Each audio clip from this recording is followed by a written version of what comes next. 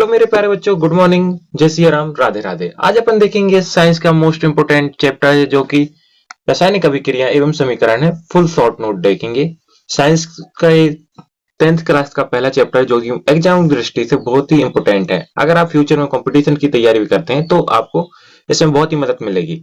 अपन पूरी अभिक्रियाएं जानेंगे क्या होती है और रासायनिक अभिक्रिया से कैसे समीकरण को अलग करते हैं और कैसे बंध बनते हैं। अगर आप इस चैनल पर पहली बार विजिट कर रहे हैं तो हमारे चैनल को जरूर सब्सक्राइब करिए और हमारे कम्युनिटी में जाके आप कमेंट कर सकते हैं कि नेक्स्ट पार्ट किस वीडियो का चाहिए। इस वीडियो का मैं टारगेट रखता हूं 100 लाइक का। आप जरूर से जरूर इसको कंप्लीट कर दीजिए। चलिए दोस्तों आगे।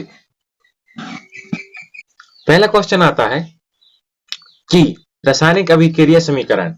आपको क्या पता रहना चाहिए रासायनिक अभिक्रिया क्या होती है। क्या होती है रासायनिक अभिक्रिया? जब एक या अधिक पदार्थ आपस में क्रिया करते नए पदार्थ बनाते हैं तो उसे रासायनिक अभिक्रिया कहते हैं। जैसे एक कोई पदार्थ है H+O है तो इसमें क्रिया करेगा HO बना जाएगा, तो इसलिए रासायनिक क्रिया कहलाती है। उदाहरण के लिए दूध का फटना। आपको क्वेश्चन पूछ लेगा दूध का फटना क्या है? रासायनिक अभिक्रिया है। लोहे पे जंग लगना क्या है? रासायनिक अभिक्रिया है। भोजन का पचना रासायनिक अभिक्रिया है। कागज का जलना रासायनिक अभिक्रिया है। मैंगनीज का रिवर्स से जलना रासायनिक अभिक्रिया है। अब आते हैं रासायनिक अभिक्रिया के लक्षण कैसे पहचाने। यदि कोई रासायनिक अभिक्रिया हो रही है तो उसमें एक या अधिक संकेत दिखाई देते हैं। आपको देखना है कि रासायनिक अभिक्रिया के लक्षण कैसे कैसे होते हैं। सबसे पहले रासायनिक अभिक्रिया के लक्षण में उसका रंग परिवर्तन हो जाएगा। जैसे कि दूध रहता है तो वो उसका पानी अलग हो जाएगा और मठा अलग हो जाएगा। आपने कभी देखा होगा। ताप में परिवर्तन, इसमें गैस निकलती है। अपेक्षित आर्द्रता, इसमें ध्वनि की उत्पन्नता होती है। प्रकाश ध्वनि कम चलती है। उदाहरण के लिए जैसे जिंक और HCl से कौन सी गैस निकलती है? हाइड्रोजन गैस निकलती है। आप Fe मतलब कि लोहा, आपको इनको सभी याद करने पड़ेंगे। आपको मैं आपको PDF दे दूंगा तो आप उससे याद कर सकते हैं। Fe पर जंग लगने से उसका रंग बदल जाता है। सबसे पहले अपन ने देखा था रंग बदलने के लिए। और AgNO और NaCl को सफेद अपसार करते हैं। अब देखेंगे कि रासायनिक समीकरण क्या होते हैं। रासायनिक अभिकरण रासायनिक अभिक्रिया को प्रतीकों और सूत्रों के रूप में लिखना ही रासायनिक समीकरण कहते हैं। जैसे कि मैंगनीज ऑक्सीजन को मिलाएंगे तो मैंगनीज ऑक्साइड बन जाएगा। तो रासायनिक अभिक्रिया के सूत्रों या समीकरण को लिखना, उससे जो अवशेष बनता है तो उसको दोनों कंबाइंड हो जाते हैं तो उसको रासायनिक अभिक्रिया सूत्रपादन कहते हैं। जैसे रासायनिक समीकरण मैंगनीज ऑक्साइड Mg+O2, तो आपको यहाँ पे देखना रहेगा मैंगनीज ऑक्साइड समीकरण बन गया। संतुलन, अब आ जाते हैं कि रासायनिक समीकरण में संतुलन है कि असंतुलन है। इनसे क्वेश्चन पूछता है 5 नंबर में। रासायनिक समीकरण और संतुलन समीकरण में अंतर बताइए। असंतुलित समीकरण क्या होंगे? दो परमाणु जब जिनमें दो या परमाणुओं की संख्या बराबर ना हो, जैसे कि Mg देखिए और O2 है इसमें, लेकिन एक Mg है एक O2, लेकिन एक O2 कहाँ गया? यह असंतुलित समीकरण है। अब संतुलित के लिए आपको बाईं ओर 2 देखे और दाईं ओर 1 देखे। संतुलित समीकरण वह होते हैं जो सभी क्रियाओं में फिट बैठते हैं। जैसे कि 2Mg+2O2, 2 मैंगनीज है प्लस 2 ऑक्सीजन है तो कितना हो गया? 2 MgO मैंगनीज ऑक्साइड। इनका आप नाम भी याद रख सकते हैं। रासायनिक समीकरण के समतुल्य क्या होते हैं? क्योंकि पदार्थ संरक्षण का नियम कहता है किसी रासायनिक अभिक्रिया के कुल द्रव्यमान न उत्पन्न होता है न नष्ट किया जा सकता है। रासायनिक अभिक्रिया न उत्पन्न किया जा सकता है न नष्ट किया जा सकता है। इसके लिए महत्वपूर्ण कारक कुल द्रव्यमान या कुल द्रव्यमान होता है। रासायनिक समीकरण संतुलन करने के कौन कौन सी विधियां होती हैं अब उनको जानेंगे। सबसे पहले आप इस सूत्र को याद कर लें कि H मतलब कि हाइड्रोजन, O मतलब कि ऑक्सीजन, इनको संतुलन जांच करेंगे। जैसे कि आप यहाँ पे देखिए आयरन है, Fe मतलब आयरन, H2 मतलब जल, Fe3OH प्लस H2O। अब इनको समीकरण में फेंक बैठना है, तो आप ये संतुलित है कि असंतुलित आप ये कमेंट करके बताएंगे। स्टेप 2 आप यहाँ पे देख सकते हैं, ऑक्सीजन का 4। तो ये आपको स्टेप वाइज आपको यहाँ पे देखना रहेगा कि रासायनिक समीकरण ये संतुलित होता है कि नहीं होता है। अब का जल का विलयन, जैसे कि H2O, H2O आपको ज्ञान होना चाहिए कि H2O मतलब होता है जल। तो जैसे 2 हाइड्रोजन ग्राम है और फिर 2OG है, तो क्या हो जाएगा H2O, ये दोगुना हो जाएगा हाइड्रोजन, क्योंकि यहाँ पे 4 है, 1 2 1 2 4 हो जाएगा। अब यहाँ पे कुछ इंपोर्टेंट होते हैं, जैसे कि डेल्टा मतलब कि क्या होता है गर्म, इस साइड मतलब कि क्रिया, ऊपर अगर चिन्ह रहता है तो गैस निकलता है, और अपक्षयन होता है नीचे मतलब कि डिकम्पोजिशन हो जाता है। उदाहरण के लिए CaCO3 मतलब क्या होता है चूना होता है। अब उसमें से आप इसको गर्म करेंगे तो चूना अलग हो जाएगा और CO2 गैस अलग हो जाएगी। रासायनिक अभिक्रिया के प्रकार, चैप्टर में कुछ इंपोर्टेंट रासायनिक अभिक्रिया दी है कि संयोजन अभिक्रिया क्या होती है, उसको आप देखना पड़ेगा। जब 2 या 2 से अधिक पदार्थ उत्पन्न होते हैं तो उसको क्या बोलते हैं, संयोजन क्रिया कहते हैं। सामान्य रूप अगर A प्लस B मिलता है तो क्या बन जाएगा, A भी मिल जाएगा। उदाहरण के लिए 2Mg, Mg मतलब मैग्नीज, फिर O2, अब तो यहाँ पे 2MgO हो जाएगा, तो रासायनिक अभिकरण हो जाएगा। COCO, आपको यहाँ पे चूना दिया है, फिर ऑक्सीजन जल दिया है, तो आप दोनों को मिला देंगे तो ये बन जाएगा। प्रोडक्ट आपको याद करने के लिए अक्षर है ऊष्मा निकलती है, ऐसी अभिक्रिया में ऊष्मा निकलती है, ऊष्मा छोपी अभिक्रिया कहते हैं। अपघटन क्या होता है, अपघटन जब एक यौगिक टूटकर 2 या 2 से अधिक पदार्थ बनाते हैं उसको आप क्या कहते हैं, डिकम्पोजिशन कहते हैं। जैसे कि अपोजिट में अपन ने पहले देखा था A प्लस B है, तो अब क्या बन जाएगा, A प्लस B बन जाएगा। उदाहरण के लिए क्रियाएं आप यहाँ पे याद कर सकते हैं। ये आपको यहाँ पे रासायनिक समीकरण में दे देगा कि इनको अलग अलग करिए। CO3 को गर्म करने पे क्या बनेगा, CO, और फिर CO2 बाहर निकल जाएगा। PV लाइट, ऐसी विद्युत अपघटन की अभिक्रिया हो जाती है। अपघटन की अभिक्रिया, इसमें ऊष्मा घटती है, गर्म करने पर CO3 को गर्म करने पर CaO अलग होगा, फिर कार्बन डाइऑक्साइड अलग हो जाएगी। विद्युत अपघटन, इसमें विद्युत दी जाती है H2O में। प्रकाश अपघटन, इसमें प्रकाश की उपस्थिति में होता है, जैसे AgCl, मतलब आपको प्रकाश उपस्थित रहेगा, फिर Ag अलग हो जाएगा, क्लोरीन अलग हो जाएगा, Ag ब्रोमाइड, प्रकाश उपस्थित रहेगा, ब्रोमीन अलग हो जाएगा। रासायनिक अभिक्रिया विस्थापन अभिक्रिया, जैसे अभिक्रिया में क्या होता है, अलग अलग क्रियाएं हो जाती है। जैसे A प्लस है तो BC है, तो अब A इससे जुड़ जाएगा, तो इससे फॉर्मूला लेकिन कंपल्सरी रहना चाहिए। इस हिसाब से अपन को रासायनिक अपघटन वाली क्रिया होने चाहिए। जैसे जिंक का कॉपर सल्फेट दिया है, तो यहाँ पे जिंक सल्फेट हो जाएगा, कॉपर अलग हो जाएगा। आपको यहाँ पे आयरन दिया है, तो आपको आयरन सल्फेट अलग हो जाएगा और कॉपर अलग हो जाएगा। द्वितीय विस्थापन अभिक्रिया, जब 2 या 2 से अधिक आयनों आपस में बदल जाते हैं। जैसे कि A प्लस B है, A भी दिया है, फिर CD दिया है, तो सबसे पहले क्या आ जाएगा, AD आ जाएगा, इस साइड के साइड आ जाएगा, CD का इस साइड। लेकिन उदाहरण के लिए आपको सही रहना चाहिए, आपको ऐसा दे देगा कि अगर आप ये वीडियो देखते हैं, आपको समझ में आ रहा होगा कि मैं कितना अच्छे तरीके से समझा रहा हूँ। अगर आपको मेरा काम पसंद आता है तो प्लीज मेरे चैनल को ज्वाइन करिए और मुझे सपोर्ट करिए।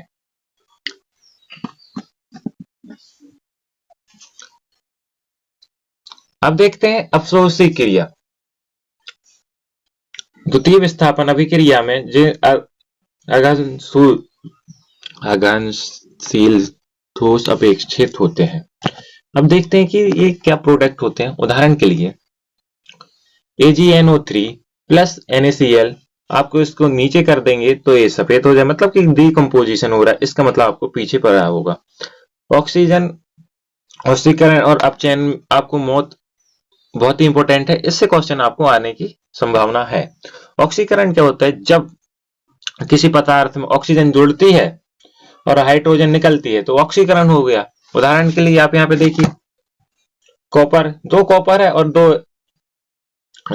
ऑक्सीजन है तो CuO, तो ये दो कॉपर हो गया। और यहाँ पे कॉपर दिया है Cu और उसमें ऑक्सीजन जुड़ती है तो ऑक्सीकरण हो गए। अपचयन मतलब कि जब किसी पदार्थ से ऑक्सीजन निकल जाती है और हाइड्रोजन जुड़ जाता है। उदाहरण के लिए आप यहाँ पे देख सकते हैं, ऑक्सीजन अभिक्रिया के फॉर्मूला आ सकता है आपको, कॉपर ऑक्साइड प्लस हाइड्रोजन दिया है तो आपको उसमें कॉपर प्लस जल बाहर आ जाएगा। रेडॉक्स अभिक्रिया, ये मोस्ट इंपोर्टेंट अभिक्रिया है, आपको यहाँ पे देखने को मिल सकता है। रेडॉक्स अभिक्रिया, जब अभिक्रिया में ऑक्सीजन और अपचयन के साथ साथ रेडॉक्स अभिक्रिया होती है तो उसे रेडॉक्स अभिक्रिया कहते हैं। जैसे कि उदाहरण के लिए आपको यहाँ पे दे देगा, इसमें से कौन सी रेडॉक्स अभिक्रिया है। कॉपर ऑक्साइड प्लस हाइड्रोजन है तो उसमें कॉपर अलग हो जाएगा, जल अलग हो जाएगा। H2 मतलब कि होता है जल। कॉपर ऑक्साइड है तो और उसमें कॉपर और जोड़ देंगे तो अपचयन हो जाएगा। ऑक्सीकरण मतलब कि H2 है तो H2 और हो जाएगा, लेकिन ये रेडॉक्स अभिक्रिया कहते हैं। आप यहाँ पे देखते हैं ऑक्सीकरण और अपचयन क्या होता है। ऑक्सीकरण, जब दो पदार्थ ऑक्सीजन ऑक्सीकरण करते हैं और स्वयं अपचयन हो जाते हैं। उदाहरण के लिए कॉपर ऑक्साइड प्लस हाइड्रोजन दिया है, कॉपर ऑक्साइड प्लस हाइड्रोजन दिया है। ऑक्सीकरण आपको यहाँ पे देखना होगा CuO ऑक्सीकरण है। अपचयन रिडक्शन क्या होता है? जब दो पदार्थों से अपचयन कर स्वयं ऑक्सीकृत हो जाता है। जैसे कि हाइड्रोजन का क्या हो गया? अपचयन हो गया। अगर आप इस वीडियो को 3 से 4 बार देखेंगे और ये PDF आप अपने मोबाइल में सेव कर लेंगे तो आपको ये पूरे चैप्टर समझ में आ जाएगा, आप पॉइंट टू पॉइंट समझ में आ जाएगा। अब आता है संरक्षण, क्या होता है? संचरण, जब कोई पदार्थ, हवा लगती है, जंग लगती है, मिट्टी लगती है तो उसकी वैल्यू कम हो जाती है, मतलब वजन कम हो जाता है। तो उस कारण से आपको यहाँ पे संचरण क्या होता है, जैसे कि लोहे का जंग लगना। आप देखे होंगे कि लोहा जब लाते हैं आप तो बिल्कुल सिल्वर की तरह दिखता है थोड़ा सा, फिर वो धीरे धीरे लाल होता जाता है, लाल होता जाता है, फिर से पतला होता जाता है तो उसको लोहे तो जंग लगना क्या हो जाएगा? संचरण हो जाएगा। चांदी का काला रंग, चांदी का आपको पूछ लेगा काला रंग किस कारण से होता है? संचरण के कारण होता है। तांबे का हरी पत्ती, आप तो तांबा हरा पड़ जाता है, उसका संचरण के कारण होता है। आप यहाँ पे देखिए, लोहे का जंग लगना का आपको यहाँ पे फॉर्मूला देख देंगे तो आपको ये मोस्ट इंपोर्टेंट है, आपको ये याद रखना चाहिए। चांदी, चांदी के कारण भी आपको मैंने बता दिया, ये मोस्ट इंपोर्टेंट है, आप यहाँ पे देख सकते हैं। संचरण को रोकने के तरीके कौन कौन से हो सकते हैं? संचरण को आपको रोकने के तरीके पेंट हो सकता है, ग्रेसिंग पेंट हो सकता है, मिश्रित धातु को आप बना सकते हैं। जैसे कि स्टेनलेस स्टील बना दीजिए, उसमें कॉपर और जिंक मिला दीजिए।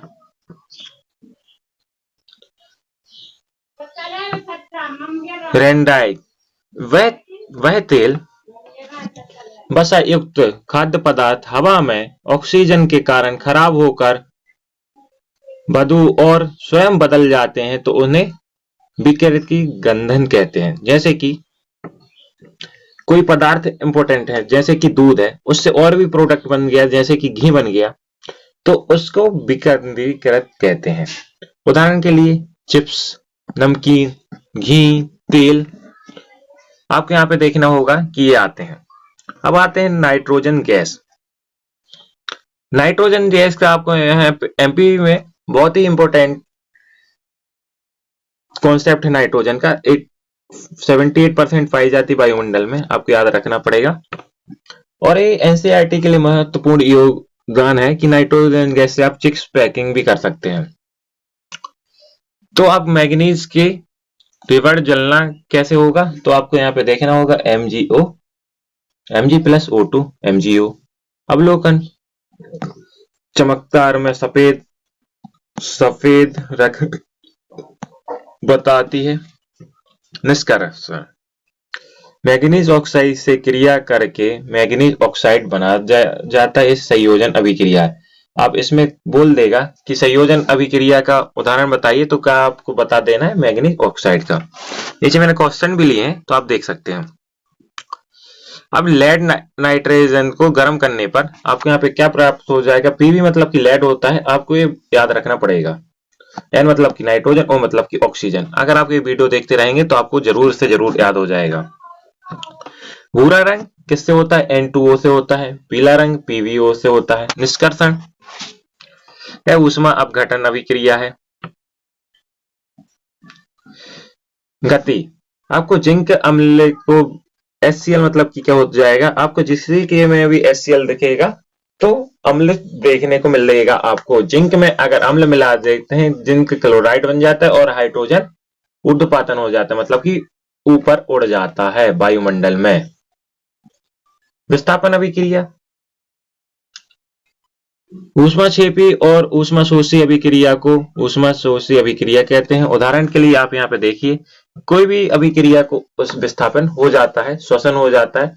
आपको यहाँ पे जो फॉर्मूले याद रखने पड़ेंगे, जैसे कि आपको यहाँ पे दिया है मेथीन दिया, ऑक्सीजन दिया है, कार्बन डाइऑक्साइड दिया और जल दिया और ऊष्मा दिया है। श्वसन मतलब कि श्वसन आपको यहाँ पे देखना C6H12O6 ये क्या होता है, आप जरूर कमेंट करके बताइए, मैं आगे बताऊंगा आपको। एक ग्लूकोज होता है, तो उसके आपको यहाँ पे ये अभिक्रिया दे देगा।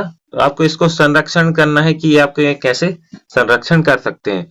ऊष्मा शोषी अभिक्रिया जिसमें ऊष्मा शोषित होती है, तो मोस्ट इंपोर्टेंट आपको यहाँ पे देखने को मिलेंगे। बहुत इंपोर्टेंट है, यहाँ पे समीकरण देखने को मिल रहा है Mg 2Mg प्लस 2O2 आप लगा देंगे तो 2MgO बन जाएगा। जिंक क्लोरीन को आप मिलाएंगे तो आपके यहाँ पे जिंक क्लोराइड और हाइड्रोजन ऊपर हो जाएगा।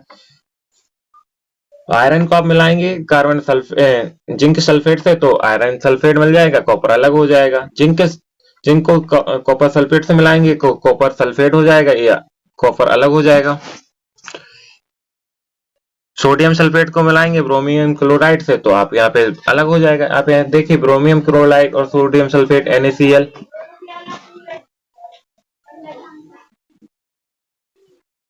आयरन आप यहाँ पे देखिए NaCl को आप जहां भी NaCl लगा है मतलब कि वो अम्ल है। Ag क्लोराइड को मिलाएंगे तो ये अब घटक हो जाएगा, तो क्या बन जाएगा NaO3 बन जाएगा। कार्बन जब चूने पत्थर को गर्म करेंगे COCO3 बनेगा और PV लाइट को आप गर्म करेंगे तो O3 बन जाएगा। प्रकाश संश्लेषण तो होता है 2AgCl होता है। ब्रोमाइड आपके यहाँ पे बहुत ही अच्छी इंपोर्टेंट अभिक्रियाएं दिखी, आप इनको जरूर से जरूर इस पीडीएफ को आप जरूर 5 से 6 बार पढ़ेंगे ना, आपको 100% याद हो जाएगा कि कौन सी अभिक्रिया कैसी होती है, रेडॉक्स होती है कि क्या होता है। अब वन लाइन फैक्ट में आपको पूछ देगा रासायनिक अभिक्रिया क्या है, नए पदार्थ वाली प्रक्रिया है। रासायनिक समीकरण क्या होता है, रासायनिक अभिक्रिया को सूत्र द्वारा लिखा जाता है। समतुलन अभिक्रिया क्या होती है, दो परिणामों को संख्या समान होती है। संयोजन अभिक्रिया दो या दो से अधिक अभिक्रियाओं को एक उत्पादन मिलता है। अपघटन क्रिया एक अभिक्रिया से दो उत्पादन मिलते हैं। अपघटन मतलब डिकम्पोजिशन। विस्थापन अभिक्रिया एक क्रिया से कम होकर दूसरी क्रिया में हट जाते हैं। द्वितीय विस्थापन दो यौगिकों के आयन स्थान बदलते हैं। ऑक्सीकरण इसमें ऑक्सीजन का जुड़ना और हाइड्रोजन का घटना ऑक्सीकरण होता है। अपचयन क्या होता है, ऑक्सीजन का हटना हाइड्रोजन का जुड़ना। रेडॉक्स अभिक्रिया ऑक्सीकरण और अपचयन साथ साथ होना रेडॉक्स अभिक्रिया कहते हैं। संचरण में आपको पता है कि धातुएं तो धीरे धीरे खराब हो जाती हैं, उनका वजन में कम हो जाता है। विकिरणीकरण क्या होता है, तेल बसा एग्जाम में पूछने वाले अति लघुत्तरी प्रश्न है। आपके यहाँ पे 2 से 3 नंबर में आपको क्वेश्चन पूछेंगे कि रासायनिक अभिक्रिया क्या है, आपको 2 लाइन में लिखना है। संतुलित समीकरण क्या होते हैं, आपको इसको लिखना है। अपेक्षिक अभिक्रिया ऑक्सीकरण क्या होता है, अपचयन क्या होता है, संचरण क्या होता है, विकिरण क्या होता है, HCl का उपयोग अब फोटोग्राफिक कैमरे में क्यों लगाए जाते हैं। आपके यहाँ पे 5 नंबर में क्वेश्चन पूछे जाएंगे। रासायनिक अभिक्रिया के लक्षण क्या क्या होते हैं, मैंने सभी बता दिए आपको ऊपर। समीकरण संतुलन समझाइए। संयोजन अभिक्रिया अपघटन क्रिया में अंतर, विस्थापन अभिक्रिया में अंतर, संरक्षण और विकिरणीकरण में अंतर, रासायनिक अभिक्रियाओं के प्रमुख उदाहरण कैसे समझाइए। 5 रासायनिक अभिक्रिया बताइए। तो ऑक्सीकरण और अपचयन रेडॉक्स अभिक्रिया को समझाइए, अभी बता दिया। दैनिक जीवन में इंपॉर्टेंट विक्रियाएं आपको यहाँ पे देखना होगा। संयोजन का नाम बना अपघटन। तो संयोजन और अपघटन में एक दो या दो से अधिक पदार्थ मिलकर एक उत्पादन बनाते हैं, उसमें एक यौगिक टूटकर दो से अधिक पदार्थ बनाते हैं। आप यहाँ पे देख लीजिए 2MgCO। विस्थापन को द्वितीय विस्थापन क्यों कहते हैं, आपको यहाँ पे देखना होगा। एक तत्व से हटके दो तत्व मिल जाते हैं। आपको ये फॉर्मूले याद करने पड़ेंगे। द्वितीय विस्थापन में मतलब कि क्या होता है, एक अभिक्रिया से दूसरे अभिक्रिया में संयोजन हो जाता है, मैंने आपको पहले भी बता चुका है। ऑक्सीकरण अभिक्रिया बना अपचयन का अभिक्रिया। ऑक्सीकरण अपचयन से जुड़ना, हाइड्रोजन का हटना, हाइड्रोजन का कम होना, copper CO।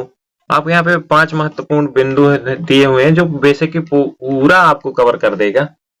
Basic quality important है, तो वन प्रोडक्ट है तो वन का डाइल्यूशन होगा और आपको यहाँ पे रिडक्शन करना है।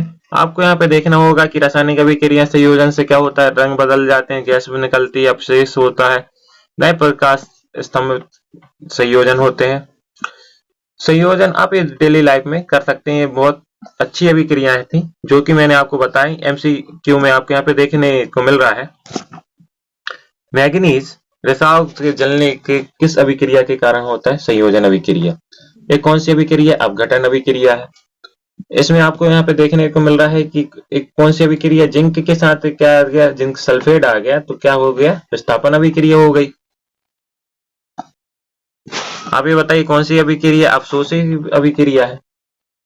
इसमें कार्बन के साथ अभी रेडॉक्स अभिक्रिया हो गई। रेडॉक्स अभिक्रिया बताया था मैंने, जहां अपघटन और अपचयन दोनों एक साथ होता है। तो गाइस, अगर आपको वीडियो पसंद आती तो लाइक करें और शेयर करें। हमारे चैनल पर अगर पहली बार विजिट कर रहे हैं तो जरूर सब्सक्राइब करें। इस वीडियो का टारगेट है 1000 लाइक का, तो आप जरूर से जरूर कंप्लीट कर दीजिए प्लीज। अगर मेरा काम पसंद आता है तो हम लोग को सपोर्ट करिए। Thanks for watching. जय हिंद, जय भारत, वंदे मातरम।